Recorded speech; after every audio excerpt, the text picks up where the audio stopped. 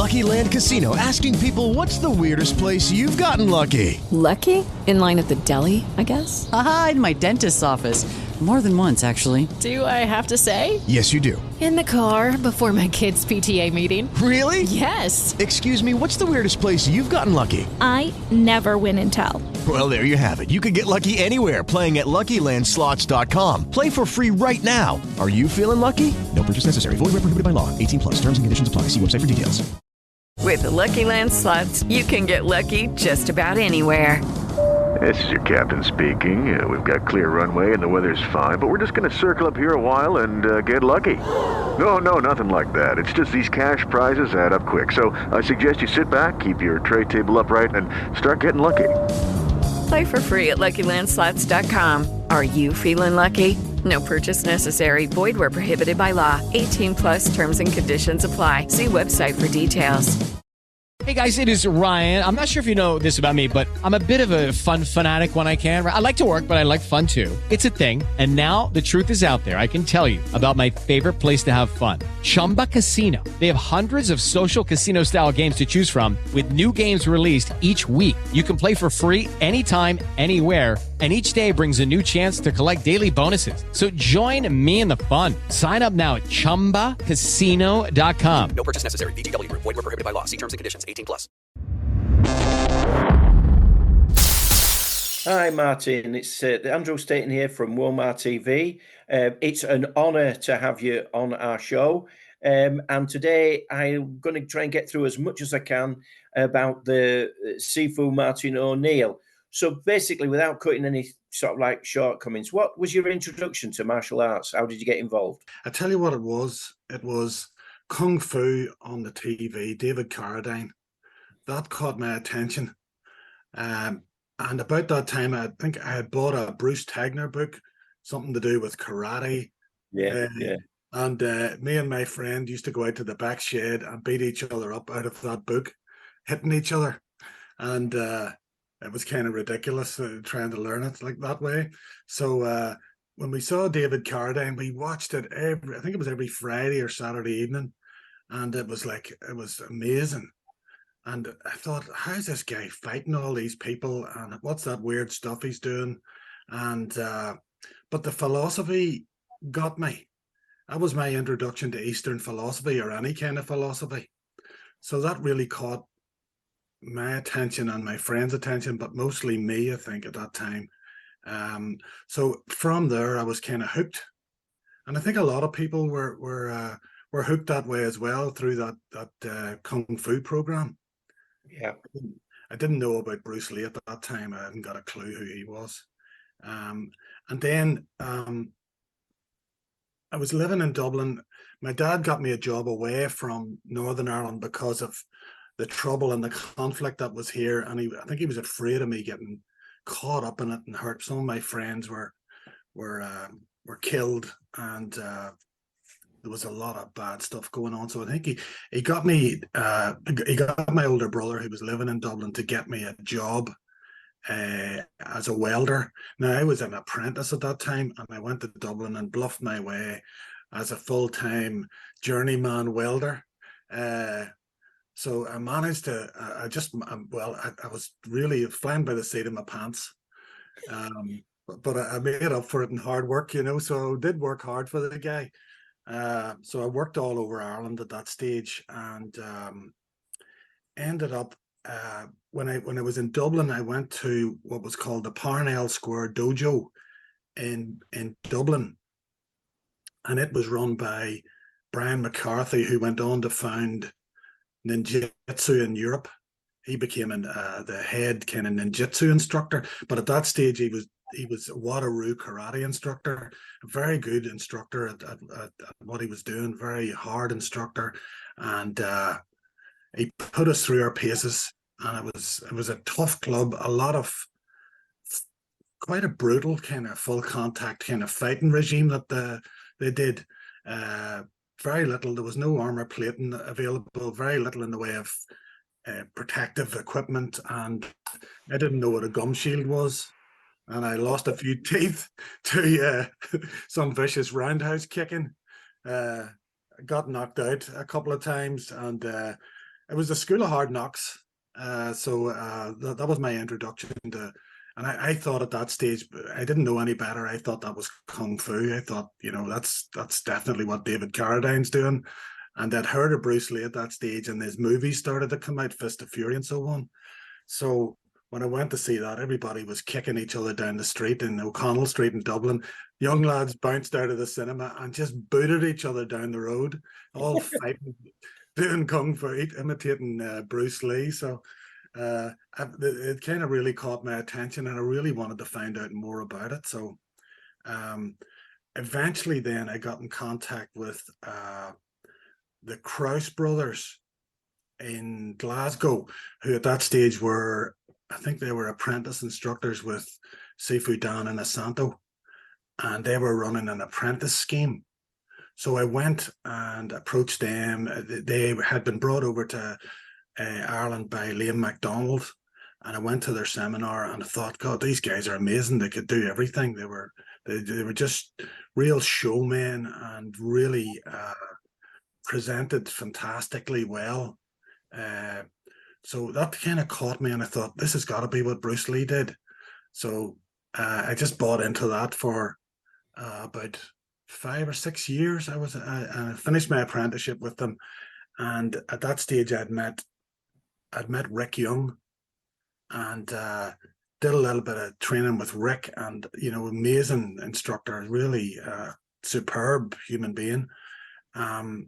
So then I explored a bit further then, and I got in contact with Lamar Davis, Sifu Lamar Davis, who's a real no-nonsense, original kind of JKD instructor, makes no bones about it, and follows Bruce Lee's curriculum to the nth degree, and accepts nothing else, only that. So I trained with Lamar, went on, I became an apprentice with him, and became a full instructor with him after about 9 or 10 years of training. And Lamar was very good to me, very good instructor.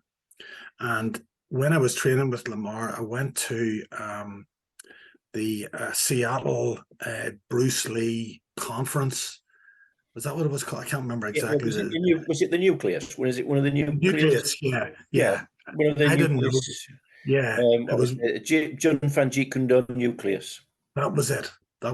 I didn't know what that was at the time, but I went along anyway because I knew all the Bruce Lee guys would be there, his original students and Linda Lee and so on.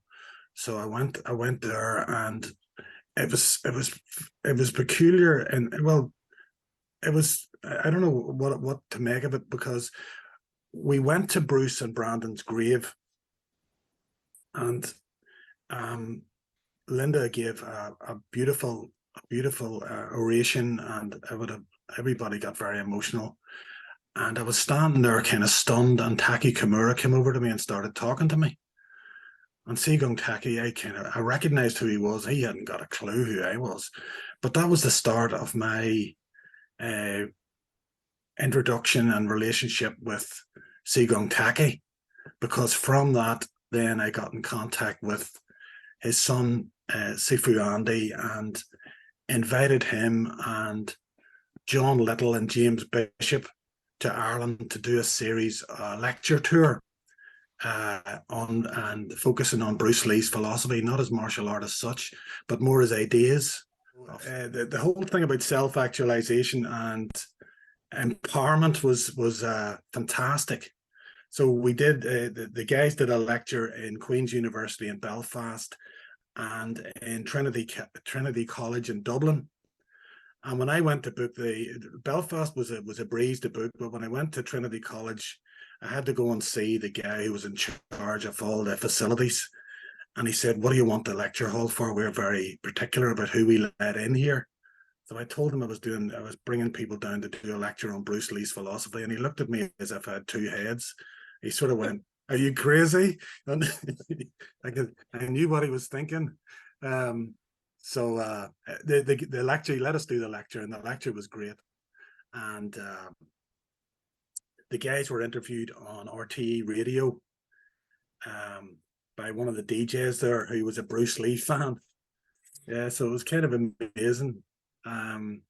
So from that, then I became a student and eventually an instructor with Sigung, Taky, and Andy, and I've been with them ever since.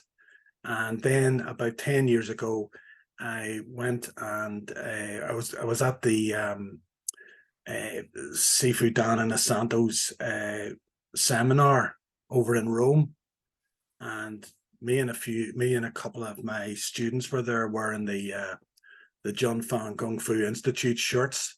So I got chatting to him, and I got chatting to Cookie Vasilio, and I said, well, what's the chances of becoming an apprentice under Guru, under Sifu Dan? And he came over and spoke to me, and he looked me up and down, and he says, what age are you, sir? And I said, I think I was 54 at the time. And he said, you're pretty fit. And he asked me a bit about studying with Sigung, Taky, and so on. So you were then brought out in front of the audience of instructors, about 50 instructors, and you were told to do stuff, shadow spar and do kicks and punches and what have you. So I got through there by the skin of my teeth, and I'm honored to be on his instructor course as well. So I'm kind of blessed in that sense that I've been round the world for a shortcut, and have these wonderful people who have taught me. So it's been a dream in a way. What would you say when you were training with Sigun Taky Kimura? What do you think you got from him? What was different, and how did you feel? What was the difference between sort of like hard karate to where you were going with JKD, and especially with Lamar, who's straight core JKD? How did you find that? It's really a lot of it is very similar or the same thing in terms of emphasis.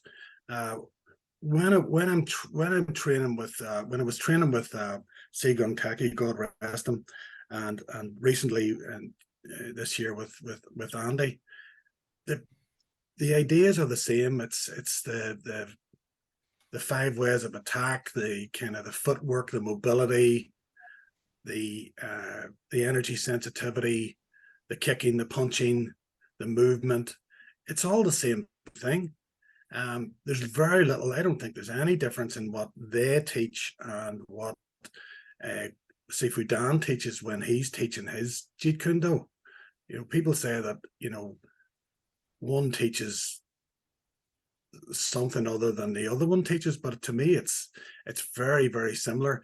People say then, and historically then thinking that, the original Jun Fan is very different than the Jeet Kune Do in the Chinatown school. And there are some differences in terms of the boxing and the mobility and so on, but not a great deal of difference in terms of the how it works.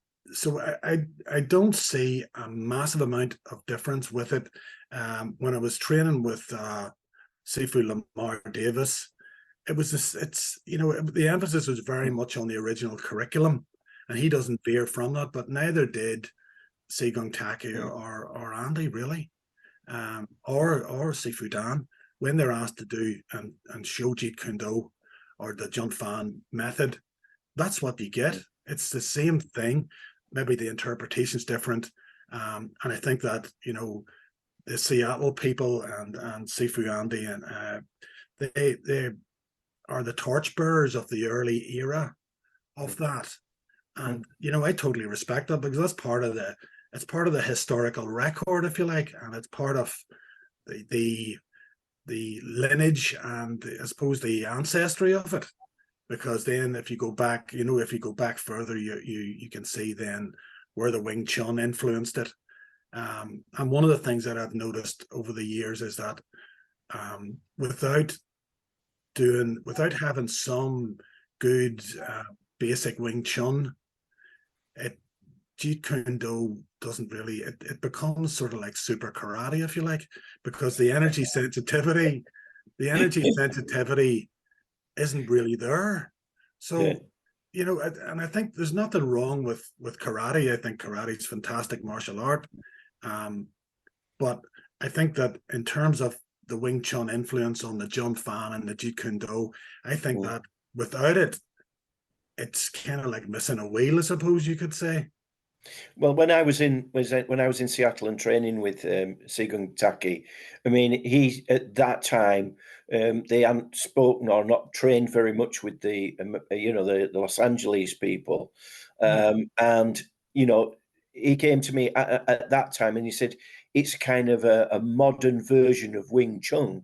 What he was showing down on the underneath the thrifty store, which was Taki's old studio, you know, where he was. Yeah. So I absolutely, totally agree with you. I think a good grounding in Wing Chun, just the basics, is a good starting point for anything.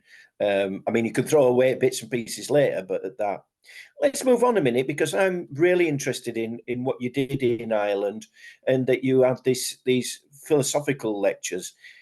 How well were they received, and what do you feel you got from them? I think they went down very well. And when you talk about philosophy to some martial artists, they just go, well, that's just, forget about that. We want to fight, So some of them are like that. And some of my instructors have been like that. They just go like, philosophy is just bunk. Forget about that. I'm going to teach you how to fill somebody in and knock them out in like 2 seconds flat. And I kind of go, well, that's okay, but I don't want to, unless I really had to fight somebody, and I'm getting too old now that, I have to just keep talking my way out of trouble. So, the philosophy is important. A lot of the guys who came along to the lectures, they were kind of stunned because they knew Bruce Lee as a warrior, but they didn't know him as a philosopher or as a poet or as a thinker. So that was set in front of them and me as well, because John Little, as you know, was kind of like very intellectual. James Bishop, was now a doctor of psychology, and Andy's a very, very eloquent person as well. So you had these key speakers, and you kind of it just blew everybody away. And you had to go out of the room and you kind of go, well, I've just had my brain kind of exploded here and I need to think about this. But really what they were saying was about, Bruce Lee saying to people, don't mistake don't be looking at the finger pointing, look at the heavenly glory, if you like. And he was showing young people, especially over what I wanted them to see in young people in Northern Ireland, especially, and in other places, was there's a better way than just hatred, and to smash through hatred and sectarianism and racism and oppression. That was his way, and using him as a kind of image, or as a man who had kind of blown through that, because he faced that all the time. And he sort of, what struck me about him was that when people put him down and disliked him or even hated him, he never hated them back. And that's really was the message I wanted to see for him coming to especially to Belfast, was that, there's so much hatred and sectarianism there, and we're getting over it slowly, but it's a very, very slow process. But that was the important message, was him as a beacon of light in the midst of a lot of hatred. So that's the thing that I got from it more than anything else. Plus meeting those guys and hanging out with them and sinking lots of pints of Guinness with them in Dublin was a good fun as well. Yeah. You did the JKD and Bruce Lee philosophies. Did you ever bring it into your social work and and apply what you knew what Bruce Lee was doing to your everyday job? Yes, it was important, and I started doing it as a kind of natural thing, without really thinking about it too much. And I was using some of Bruce Lee's ideas about empowerment and self-development and awareness with people who were having a really difficult time, emotionally, psychologically, people who had been abused, and who were living in poverty, and using some of those ideas appropriately with people about, trying to raise their horizons a little bit, and helping them to help themselves was extremely important.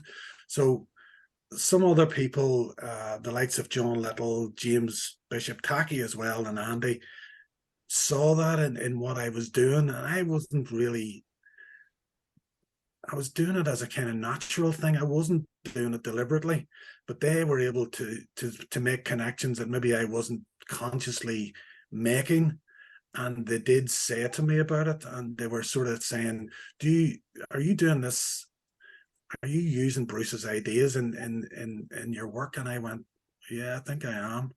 And then I started developing those a bit more and sort of thinking a bit more consciously about them. So I think that was something that other people observed in my social work practice that I wasn't really thinking about too much. I was just doing it as part of me. And then when John Little and Andy and Taky said that to me, I went, oh, that's interesting that other people could observe that in what I was doing and what I was speaking about. And I put a little bit of that in my book as well, in terms of helping people. So I think that the Jeet Kune message is much more than punching somebody on the nose. I think it's much more deeper than that. I think when people just think about it, it's just about knocking somebody out. I think it's way beyond that. You did a fantastic book a few years ago. Can you tell us the inspiration for the book? What I wanted to do was sort of give people that positive message that I've just been speaking about, that Bruce Lee had and that I have in terms of what I believe in myself, was that people can change, and you don't have to be a prisoner of whatever life throws at you. You can raise yourself up, you can raise your horizons, you can develop yourself as a person, as a thinker. You can develop your body as a martial artist. You can get fitter and more healthy and mindful of life. And the idea of self-help in the best possible sense of that word.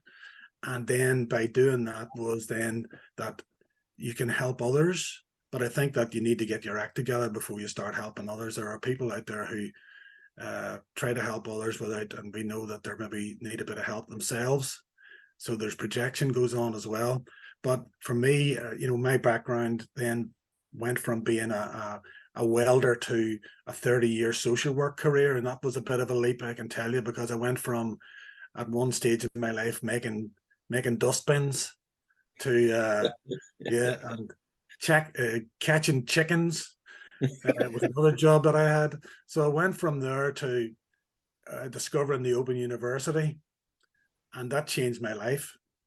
So thanks to them. The book was then me, retiring from my social work job early because I had a heart attack and it nearly killed me, and I had to rethink what I was doing. I retired early, and I was kind of concerned that I was kind of going to lose the plot, because I went from being in a very busy, pressurized environment, expected to write strategic papers and policy documents and all this kind of stuff, to just standing still.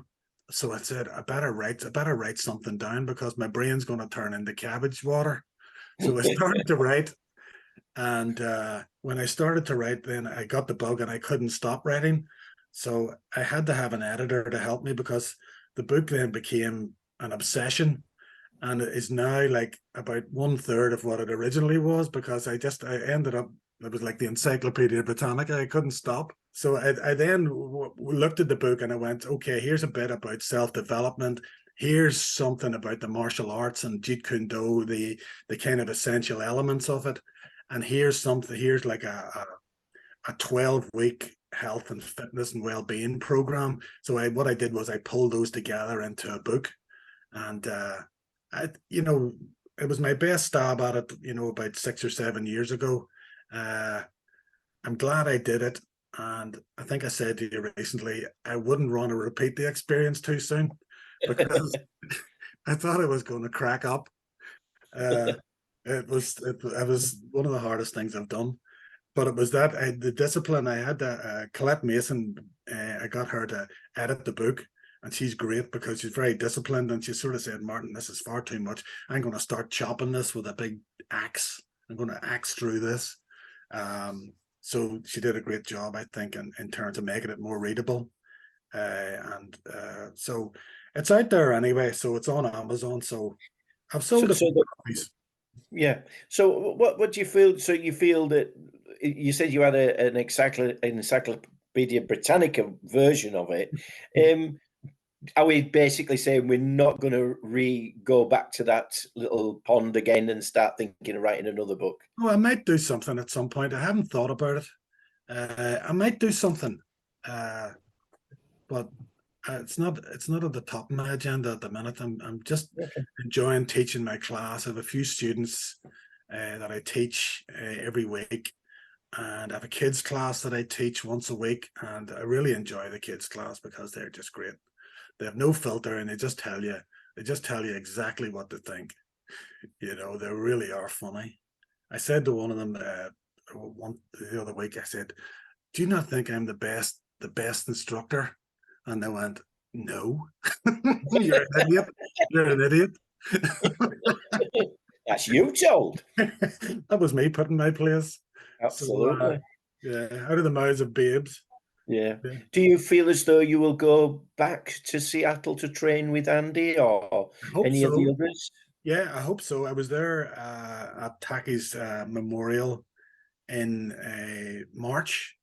I went there, and there was a series of there was seminars and then the memorial, and that would have brought a tear out of a stone. That memorial. There was men there who were really hardcore martial artists, really steeped in martial arts, and just crying, sobbing their hearts out, and it was amazing.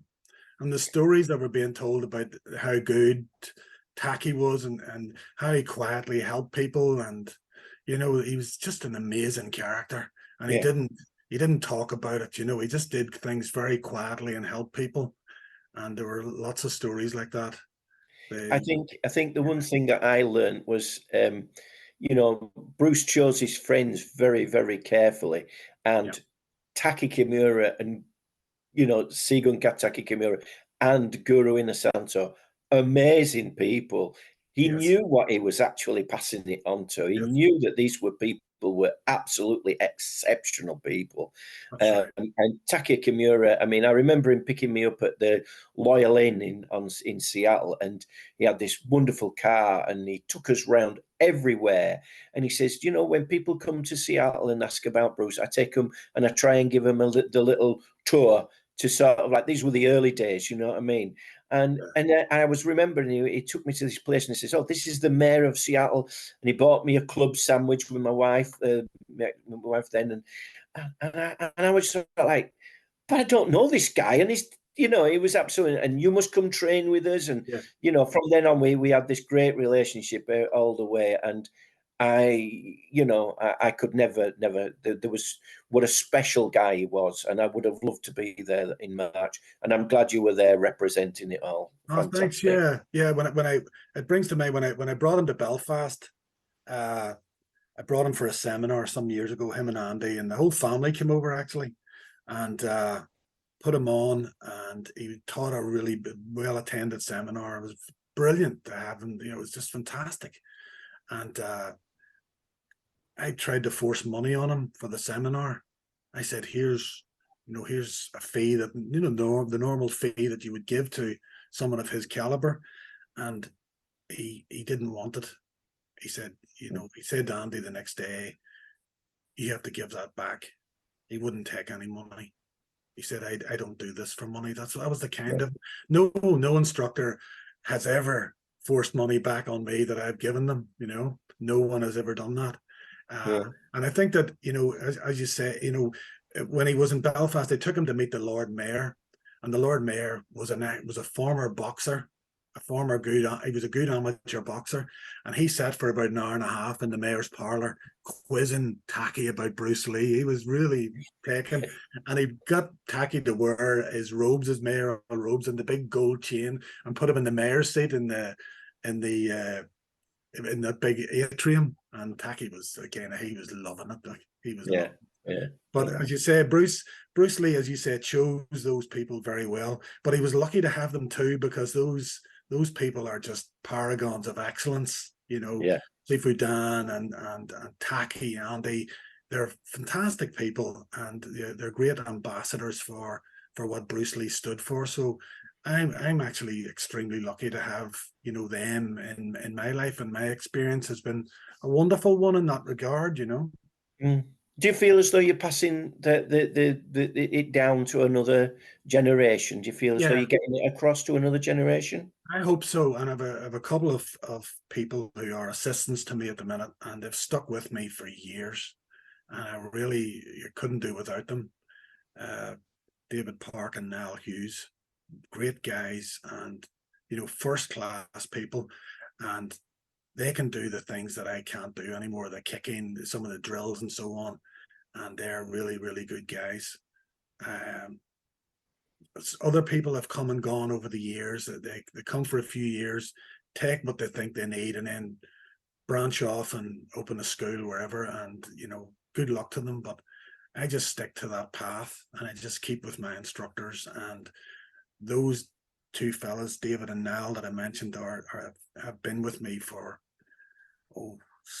maybe nearly 20 years, and really, really good people. So I'm really lucky to have that, because I am getting to the stage where I'm thinking I'm going to pop my clogs at some point, and I want to have something, something there that you kind of go, well, they're going to continue on, and they're going to have the right connections as well with those people, and with the legacy will be looked after in the right way. So that's a wonderful thing. That's been absolutely fantastic. I want to wind it up on a few sort of like highs now. Do you travel much to spread the word much, or do you just stay in Ireland, or do you travel much to do many seminars or anything like that? I don't teach many seminars. I've taught a few in Dublin and in Belfast, and I just keep pretty low key. And when I get an opportunity then to train with Andy, as I said, it was there in the springtime. That's wonderful. And also to train with my other instructor, Sifu Alain de Preter, who lives in Antwerp. And he is the head of the Jun Fan Kung Fu Institute in Europe. He is extremely low key, though. He's a hard guy to find. His students are really fantastic people, and their movement is incredible.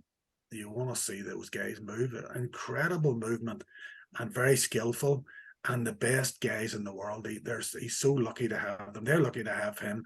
Alain's a great guy. If you ever get a chance to interview Alain, you should have a word with him. But he's very low key and self-effacing, very self-effacing, too much in my opinion. And I think Taky was a bit like that too. He said to me one time, he says, I don't know why all these people are asking me these things, because I don't really know much. And I'm kind of going, come on, don't go there, because we know that you know. Bruce Lee taught you really well, so yeah, that's just the way he was.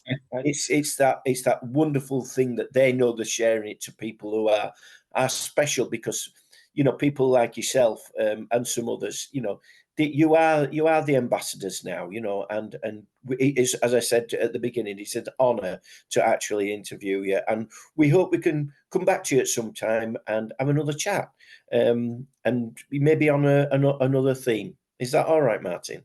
Look forward to it. It's been great speaking to you. So thanks again for the opportunity to have a chat with you, and thanks to Will. Thank you very much. Thank you, Martin, and I'll speak to you soon. All right, thank you. Yeah, take care. See you, mate. Bye-bye. Bye.